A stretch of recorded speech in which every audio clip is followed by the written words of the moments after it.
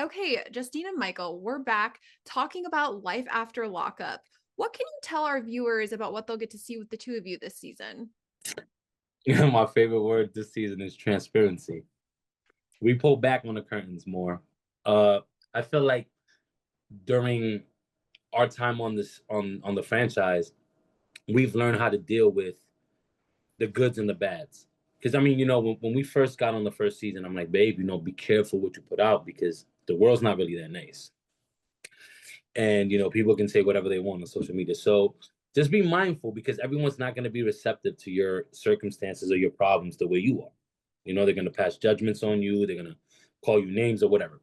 But as the time progressed, we've learned how to deal with that stuff. And I think we felt like the more relatable we are, the more positive, right? Positivity we get, I think. Yeah, I think that the fact that we're transparent, we're very relatable. There's a lot of families that go through what we go through. You know what I mean? There is every family deals with somebody incarcerated. There's not a family that just, gets to skip by like the tough stuff. So we're just here to, show you guys like you can go through some tough, but there's an ending. Like it's not all bad. And the show does showcase a lot of resilience, I feel like, with the cast. What has been the most difficult thing that you have overcome recently as a couple, and how did you get through that time? The most difficult thing that we've overcome as a couple, I think, is having understanding of each other's feelings. Like it's I'm more desensitized than she is. Why? Because of my circumstances, the stuff I've seen, the stuff I've been through, my childhood. Justine had completely different child. When I was freaking stealing bread to eat like Aladdin, she was in on cruises in Mexico. You know what I mean? But then she went through a tough patch as an adult as to where I was living the life. So our experiences are very different. So sometimes I have to remind myself, to be honest, because she's pretty good at it, that I can't expect her to handle things the way I would. You know what I mean? Because we're just different. We're very different. He's very like raw, direct to the point, and I'm more like, well, let's kind of like fluff this a little bit so it's not too harsh.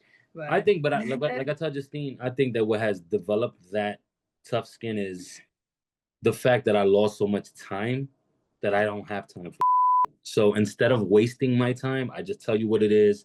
I keep it pushing. I cut people off real fast. You know what I mean? Because yeah, I'm not gonna give you my time or energy. So I tell Justine, like, yeah, if it's somebody you want to keep around, don't have me talk to them because I'll make sure they don't come back around. You know what I mean? But it's just because, like I said, I've been through something different than she has. Mhm. And I feel like, Michael, we've seen you have such a positive growth from what you've gone through, your experience since leaving prison. Could you talk about what you've learned about yourself in that experience since going from leaving prison and being on the show? Honestly, before I met Justine, I was coming out here with a vengeance. I was coming back to call my plugs and hit the street and run it up because I was mad. I was mad that I got caught. I was mad at the system. But after meeting Justine, I started to look at things differently. I felt like I had a lot to lose. So doing my time, she helped me. She helped me. She sent me the books that I needed, self-help books, this, that, and I educated myself in there while I was in there. And by the time I came out, I felt like I can display that, which is why you guys see it. But I'm gonna be honest with you. If it wasn't for Justine, I don't think I'd be here talking to you right now. I feel That's like just being real. that's like the power of love, though. I feel like it can help transform you and make you a better person. So I'm glad that you were able to make those changes and Definitely. grow as a couple. What advice, because I feel like as you mentioned, a lot of people have gone through similar situations. What advice would you give to people who've gone through a similar situation to you? Maybe in a relationship with someone who's serving time. How would you tell them ways to help navigate through that type of situation? You want to go first? yeah, sure.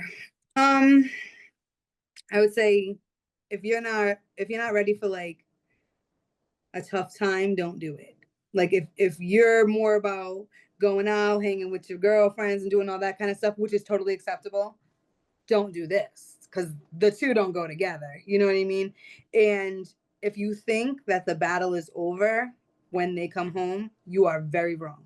You're in for chapter two.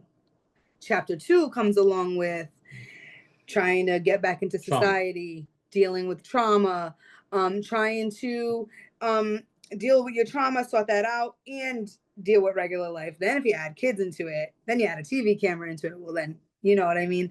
So it's just like, know what you're in for. It is a tough road. Like he's about to be out for 3 years, and I just said to him the other day, he did something or he looked a certain way, and I just looked at him. I was like, you're coming out of it. Like we're here. We're at the point now. It's taken us 3 years of up and down, but you're finally getting back to just being Mike. I mean, you have to, You know? yeah, I'm institutionalized. At the end of the day, Right. you deal with a person that's been incarcerated almost 7 years. You're going to deal with a person who's institutionalized. It's all they've known, which is why if I get upset, I sit on the toilet. Because when I got upset with you on the phone, I would sit on just as a seat is what I'm saying. You know what I mean? I just use it because it was a seat in our room. You know what I mean? And whenever I get upset, I find myself in those close places because that's why I've known for such a long time. He lived in such a small space that he'll go into the closet area or he'll go into the bathroom.